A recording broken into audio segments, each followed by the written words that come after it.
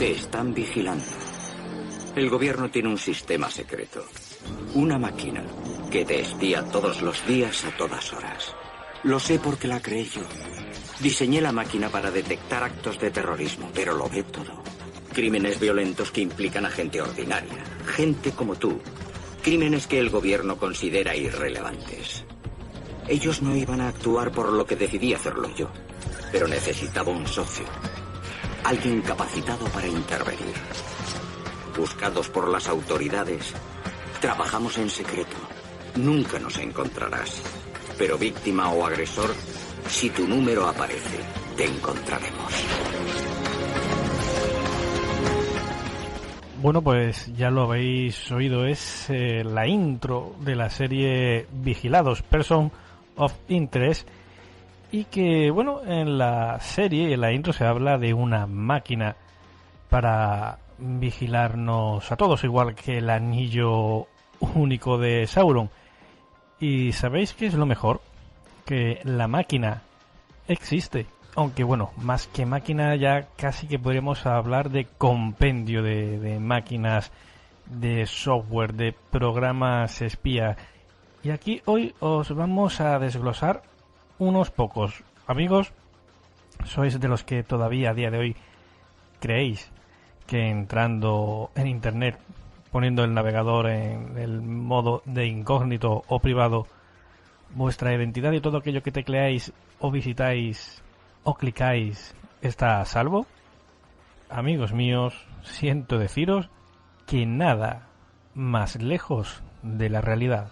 Y vamos a empezar por un programa que saltó no hace demasiado a los titulares y al cual podéis encontrar referencias, por ejemplo, en la serie Sucesor Designado, concretamente en la última temporada. Nos referimos al mítico Pegasus. ¿Pero qué es Pegasus y para qué sirve? Bueno, pues Pegasus es un software de vigilancia desarrollado por la empresa israelí NSO Group, pensado principalmente, se supone, que para combatir el terrorismo y la delincuencia, según nos dicen sus creadores, y que solo se vende, según nos dicen también sus creadores, solo a gobiernos.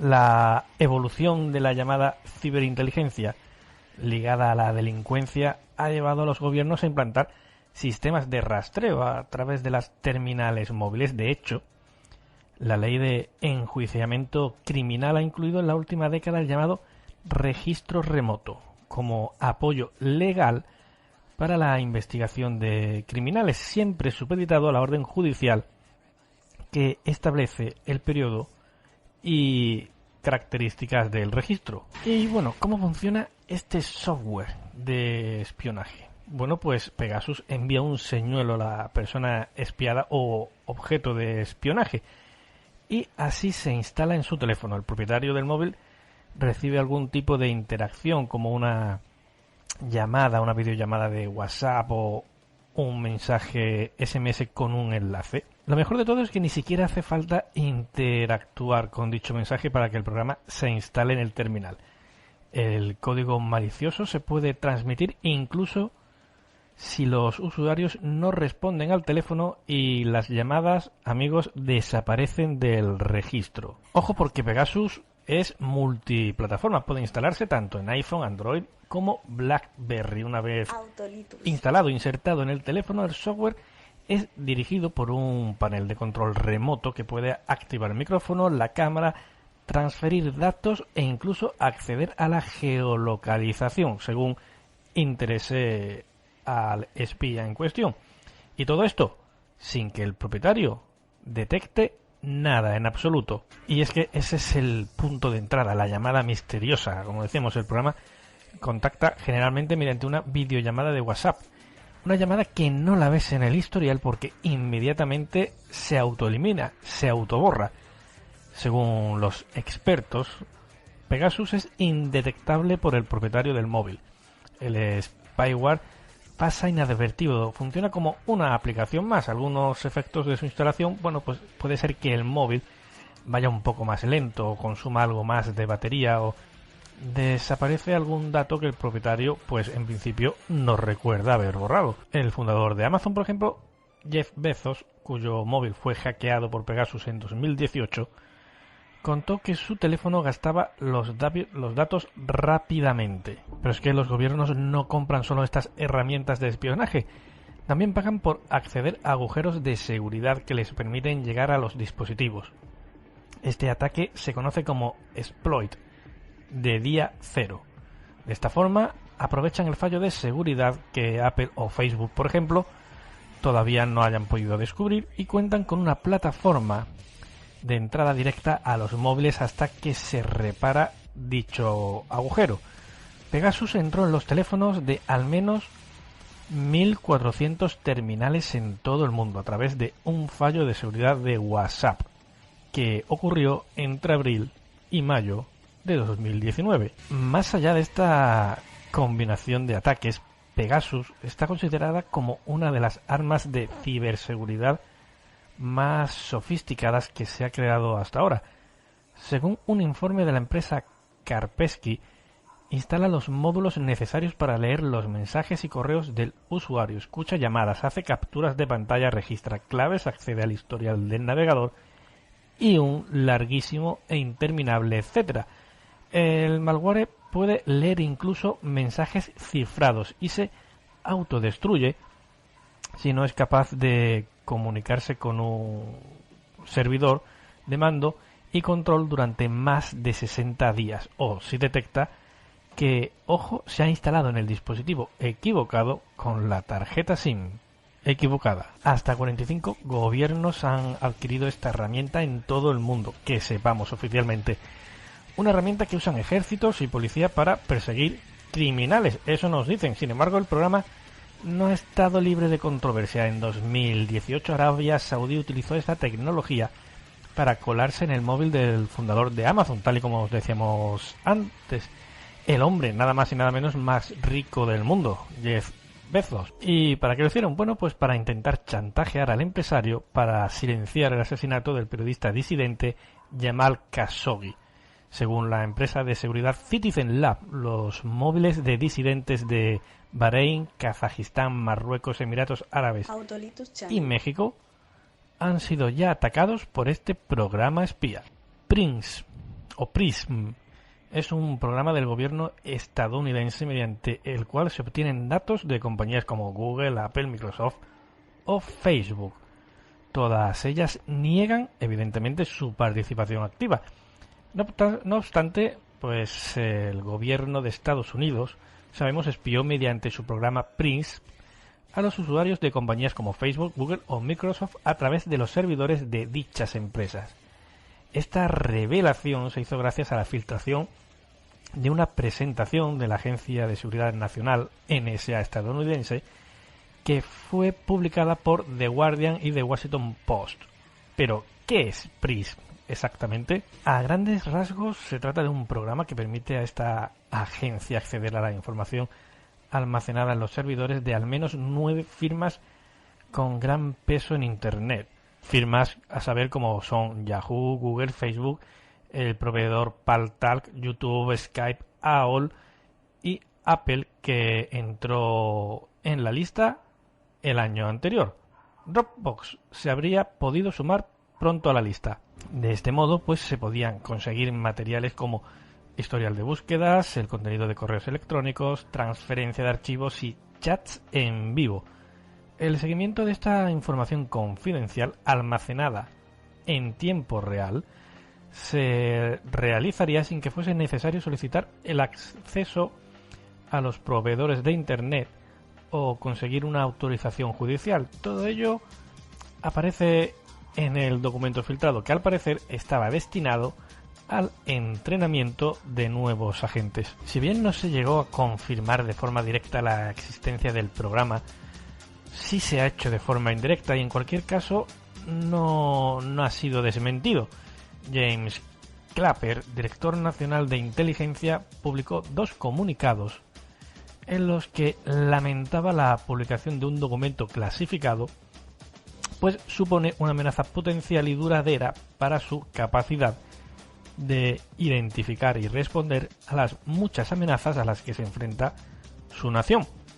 Además, considera que los artículos omiten información clave sobre cómo es este programa, cómo es usado para prevenir ataques terroristas y los numerosos dispositivos de seguridad que protegen la privacidad y las libertades civiles. Por otro lado, Clapper en el segundo comunicado da algunas claves sobre qué es PRISM.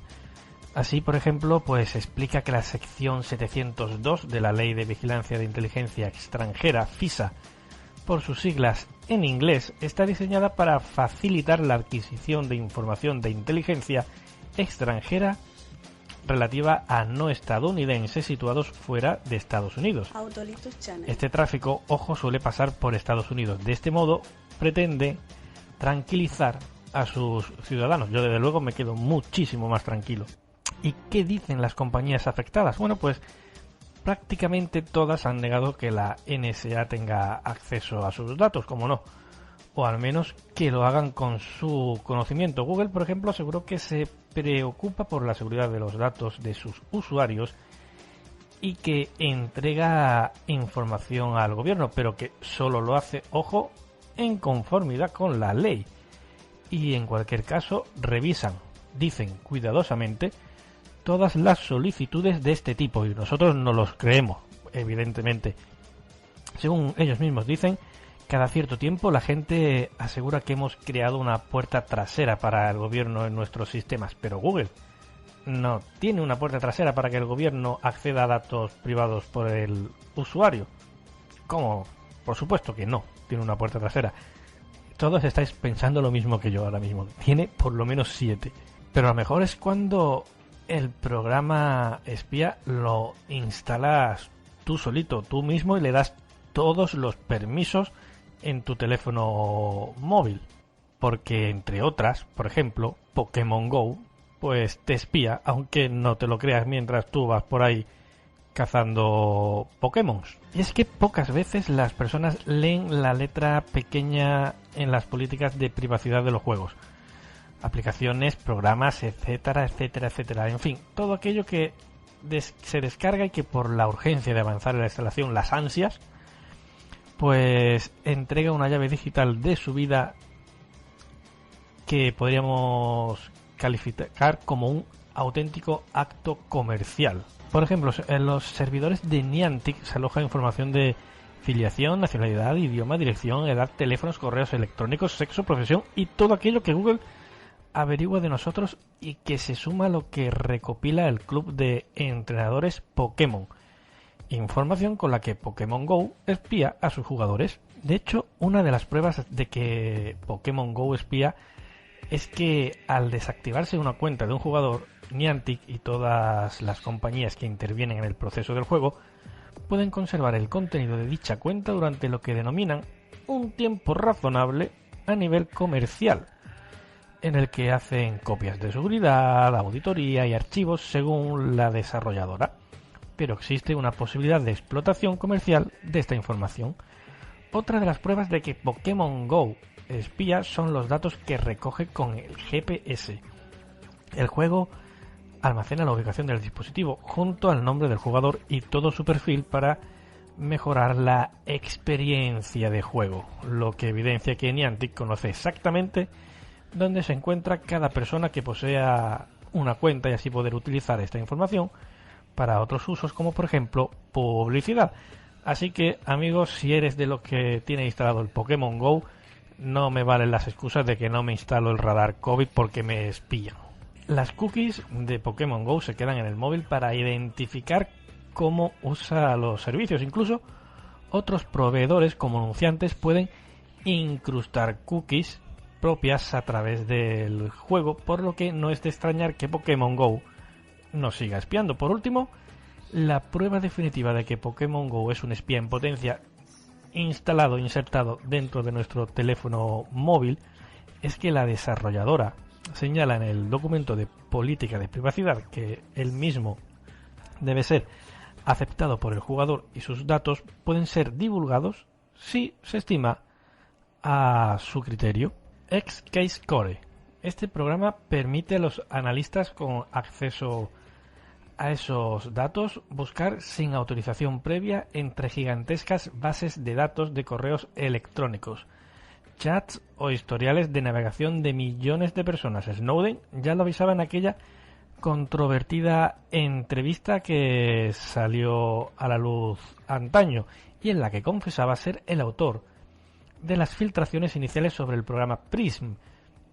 Decía tal que así: yo, sentado en mi mesa, podría infiltrarme en las comunicaciones de cualquiera, tanto tú como tu gestor, un juez federal o incluso el presidente de los Estados Unidos, y solo necesitaría una dirección de correo electrónico personal. Y es que todo lo que hacemos queda registrado. Varios altos cargos de la política de Estados Unidos habían negado tales afirmaciones, pero los datos que se han filtrado de Xcascore parecen dejar claro que este programa permite acceder a enormes bases de datos de diversas agencias.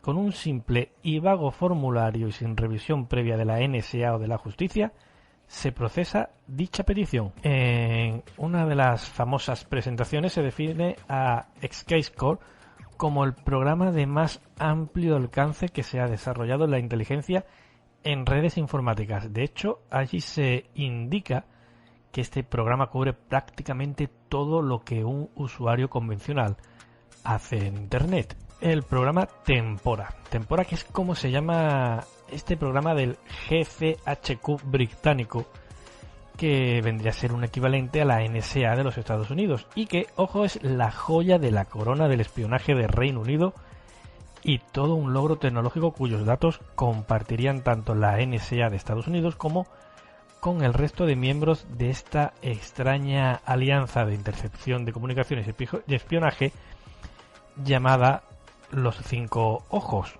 Ya sabéis, esa que conforman Estados Unidos, Reino Unido, Canadá, Australia y Nueva Zelanda. El GCHQ es todo un escándalo si tenemos en cuenta que el espionaje de Reino Unido habría sido capaz de pinchar cables de fibra óptica y extraer de ellos todo tipo de comunicaciones para su posterior procesado. Pensamos que aproximadamente el 90% del tráfico que circula por Internet viaja a través de cables submarinos de fibra óptica que unen por medio de autopistas submarinas los 5 continentes. Y es que, de ser ciertas estas revelaciones, Reino Unido habría sido capaz de implantar sondas que capturen el tráfico circulante por Internet para su posterior análisis y habrían tenido capacidad de almacenar hasta 30 días de información capturada. El programa Tempora habría estado funcionando alrededor de 18 meses y en ese tiempo se habrían interceptado llamadas telefónicas, mensajes de correo electrónico, páginas visitadas por usuarios e incluso se habrían interceptado mensajes enviados a través de Facebook. Teniendo en cuenta la fuente de los datos y la cantidad de información circulante, el programa habría requerido una importante dotación de infraestructuras y, por supuesto, recursos humanos. Concretamente, 300 analistas del GCHQ y 250 de la NSA habrían sido asignados a Tempora para procesar la información capturada. Durante el año 2012, Tempora procesó alrededor de 600 millones de llamadas telefónicas cada día y tenía bajo su control alrededor de 200 cables de fibra óptica, de los cuales era capaz de procesar alrededor de 46 de manera simultánea. Dicho de otra forma, la capacidad de Tempora sería enorme, puesto que manejaría alrededor de 21 petabytes de información cada día y se le habría dotado con la capacidad de manejar del orden de terabytes de información por segundo. Pero ¿cómo lo han hecho? ¿Dónde han instalado las sondas? Bueno, pues en Reino Unido recalan un buen número de cables de fibra óptica que cruzan el Atlántico y unen el continente europeo con Estados Unidos, y también es un punto de unión de Europa occidental con el este del continente. Por tanto, el país contaría con una base privilegiada que durante los últimos 5 años habría aprovechado para pagar a algunas compañías de telecomunicación para colaborar con el proyecto, manteniendo sus nombres como material de alto secreto y sin darle demasiadas opciones a negarse a colaborar. El programa Tempora se habría realizado cumpliendo las garantías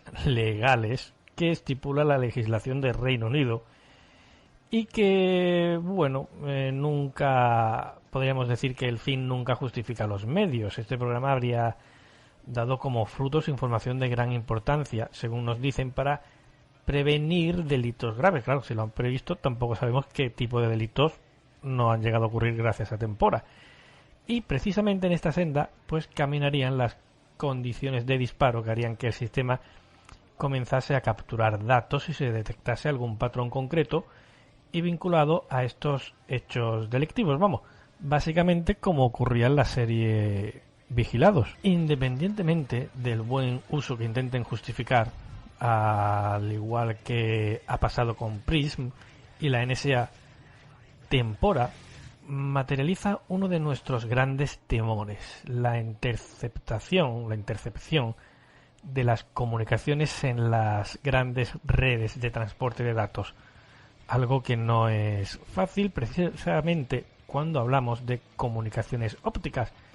Con la cooperación de los carriers, un hecho de suma gravedad que pone en entredicho la privacidad de los usuarios y el abuso al que nos someten a algunos poderes públicos por su supuesta seguridad nacional. Por lo que veo, llevas caminando con las 2 piernas rotas varias semanas.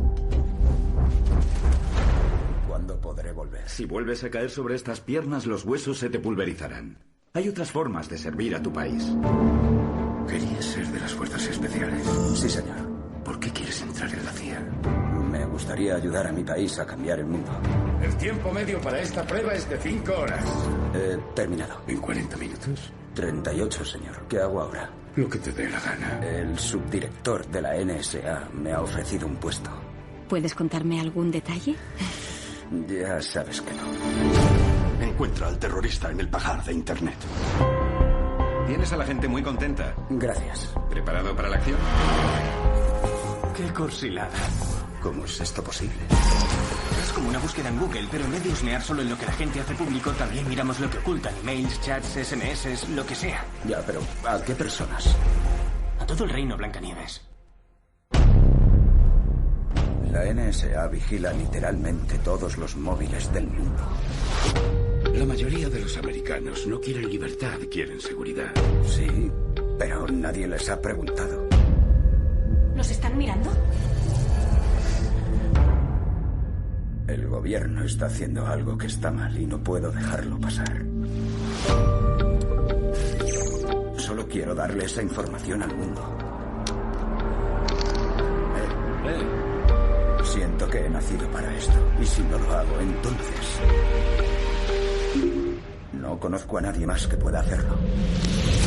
Esto es todo lo que tengo. Acabarán descubriendo lo que he hecho. ¿Has accedido a un programa no autorizado? El gobierno sabe que tenemos esos documentos. Pueden sentenciarte a muerte. Ya no hay vuelta atrás. Ten cuidado.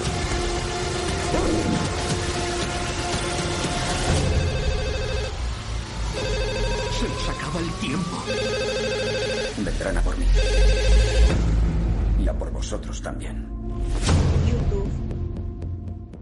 Autolitus Channel. La red Eccleton, un sistema de espionaje global que afecta a todos los sistemas de información y comunicación y que fue creada tras The Big Ear, la Gran Oreja, que sirvió durante la Primera Guerra Mundial como sistema de defensa. Actualmente intercepta mensajes de correo electrónico, llamadas fijas y móviles, chat, faxes, blog y todo tipo de comunicaciones por Internet.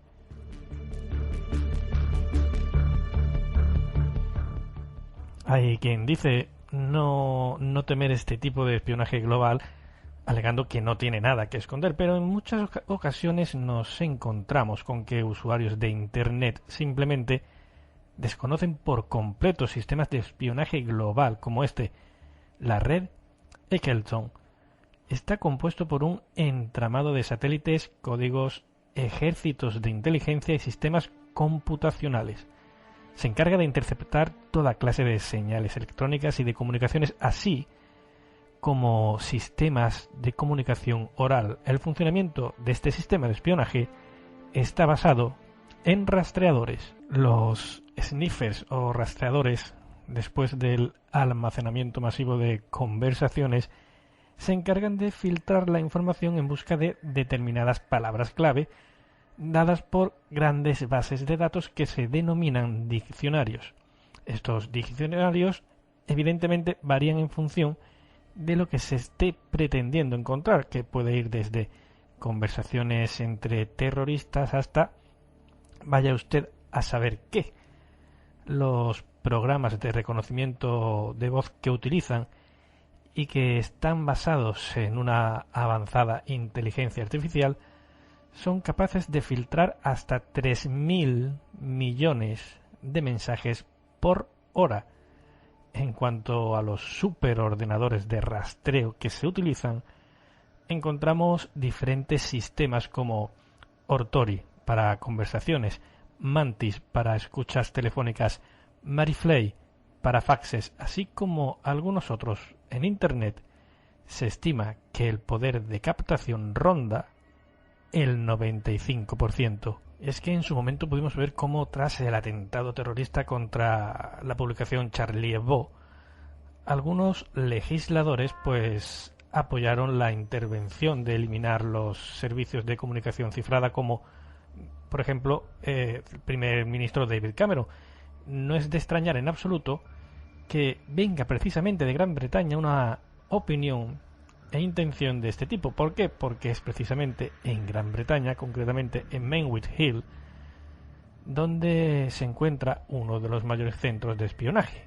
Ahora bien, también hay otros en diferentes partes del mundo, y toda la información que se estudia se envía con copia a la Agencia de Seguridad Nacional de los Estados Unidos. This-Fire, programa para la recopilación y retención de 200 millones de mensajes de texto al día, que sacó a la luz, por ejemplo, el diario The Guardian.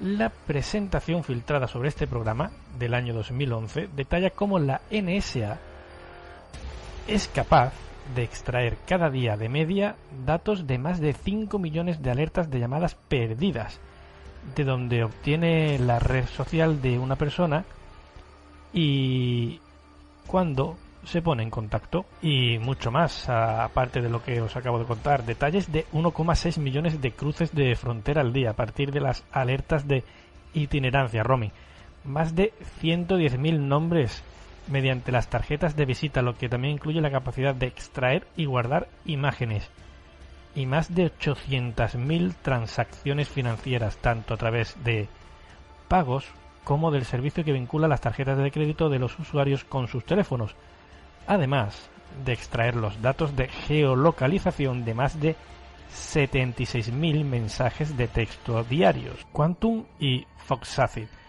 programas de ataques selectivos contra usuarios de Tor. El modo en que operan se basan no tanto en atacar a la propia red Tor como a los sistemas de los usuarios que acceden a ella.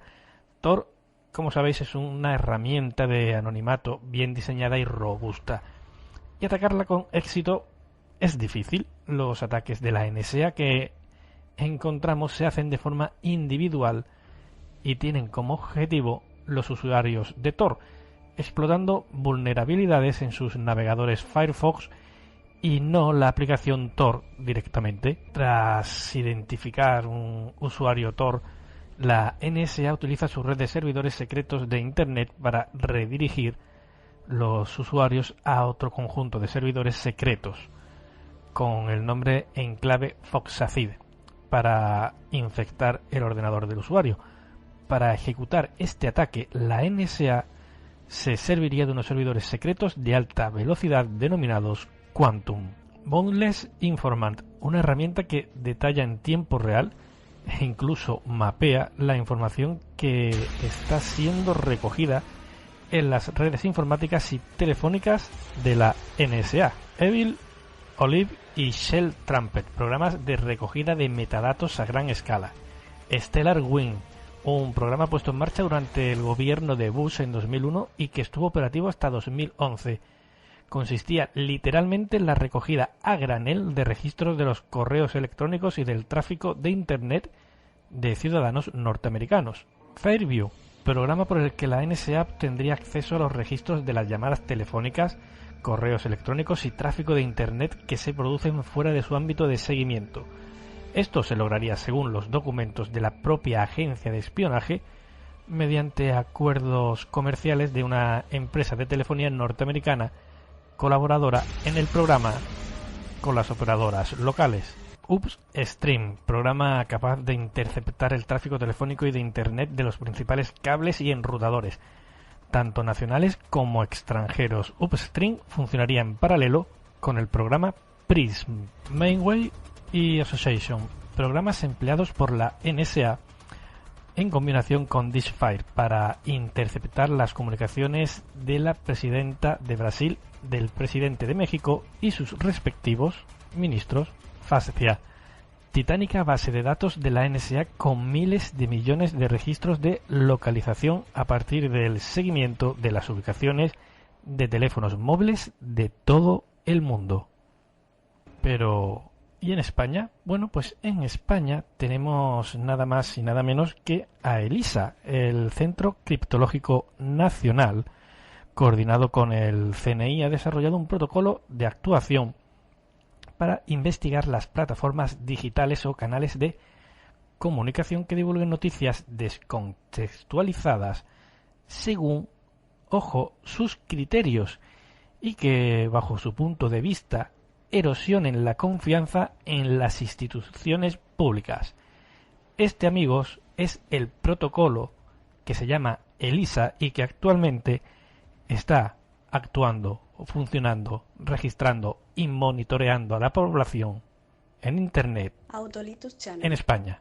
La plasmación en un documento filtrado del Plan de Acción contra la, entrecomillamos, desinformación refleja a la perfección las polémicas declaraciones del general José Manuel Santiago de la Guardia Civil, que se refirió en su día a este tipo de censura en el inicio de la pandemia del coronavirus y cuyas declaraciones el gobierno tachó nada más y nada menos que de desliz y de irreales. El Centro Criptológico Nacional CCN, coordinado con el CNI, señala de esta manera que ELISA considera que el fenómeno de la desinformación surge, ojo, atención, de la combinación de tres elementos, que son, a saber, falta de transparencia u ocultación de la fuente, distribución recurrente y sistemática de noticias falsas, manipuladas o descontextualizadas, distribución recurrente y sistemática de narrativas basadas en erosionar la credibilidad de los principales pilares que sustentan el contrato social y la cohesión de un Estado democrático, a saber, confianza en el pensamiento científico, confianza en las instituciones públicas nacionales, confianza en las instituciones públicas multilaterales, confianza, ojo, esto es buenísimo, en el sistema económico y financiero, confianza, atención, en los medios de comunicación tradicionales y respeto al pluralismo y la cohesión social de un país. Vamos, esto, como decía mi amigo Rafa, esto es para cagarse y no tener con qué limpiarse. Y esto está pasando aquí y ahora, en España. Por supuesto, por eso tienen tantísimo interés en que todo el mundo se ponga la aplicación Radar COVID. Es que es lo único que les falta. Hay que recordar, porque hay que recordar que no revelar la fuente es un derecho de los periodistas garantizado internacionalmente para afianzar la protección de dichas fuentes. Dicho de otra manera, la primera condición que exponen de ELISA es fácilmente contestable en buena parte de las informaciones.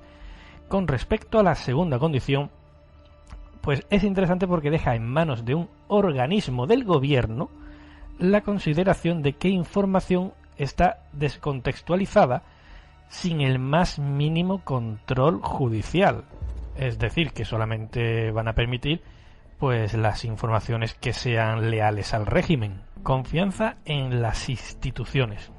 Con respecto a la tercera condición, se incluye factor negativo la erosión de la confianza en las instituciones públicas nacionales, algo que perfectamente pues podría encajar en el derecho a la crítica. El texto del CCN añade que ELISA no considera como potencialmente desinformativos a canales de comunicación únicamente porque sean anónimos, porque tengan una visión antisistema o crítica con las instituciones, porque defiendan una determinada ideología en el marco de la legalidad o porque publiquen información no veraz.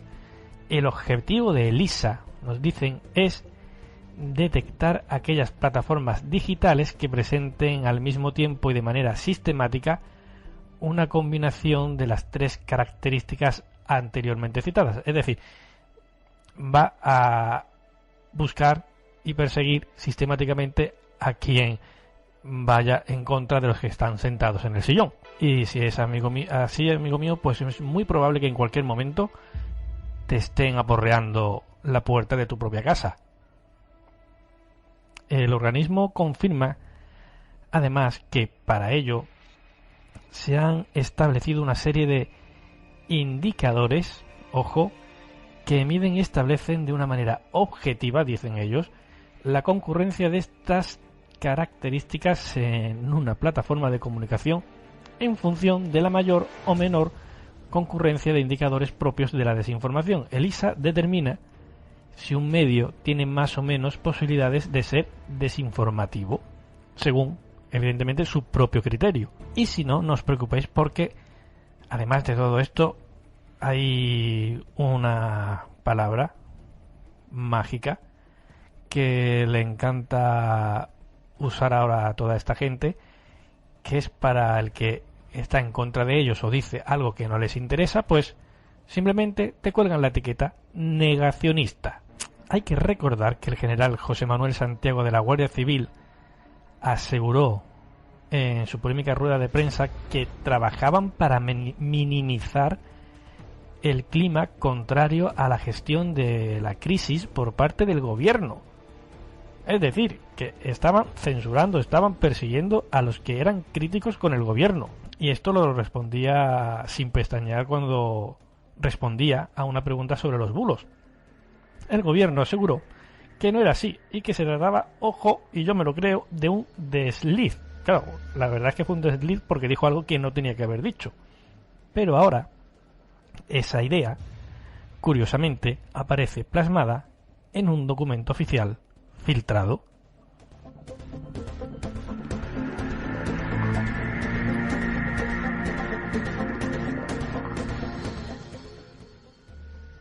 Bulos, la segunda parte de la pregunta. Sí, general. Pues decirle que nosotros estamos trabajando con nuestros especialistas en dos direcciones. Una, pues a través de la jefatura de información con el objetivo de evitar el estrés social que producen todas esta serie de bulos, y otra de las líneas de trabajo es también minimizar ese clima contrario a la gestión de crisis por parte del gobierno. Es también minimizar ese clima contrario a la gestión de crisis por parte del gobierno.